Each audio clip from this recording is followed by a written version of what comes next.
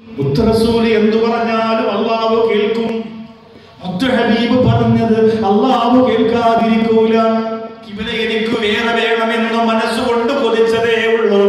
കിബിലത്തെന്ന് നബിയേ, നിങ്ങൾ ഇഷ്ടപ്പെട്ട കിബില.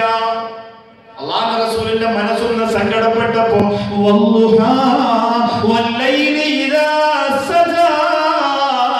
അള്ളാന്റെ പരിശുദ്ധ ഖുർആൻ ഇറങ്ങി, താരാട്ട് പോലെ, ഉമ്മയുടെ താരാട്ട് പോലെ ഖുർആൻ ഇറങ്ങി. നബി തങ്ങൾ എവിടെ കഴിഞ്ഞോ അവിടെ പടച്ചതമ്പുരാൻ ഇറങ്ങി വന്നു. അള്ളാഹുവിന്റെ റസൂല് എന്ത് ചോദിച്ചോ അവിടേക്ക് അള്ളാഹു പടച്ചതമ്പുരാൻ കൊടുത്തു.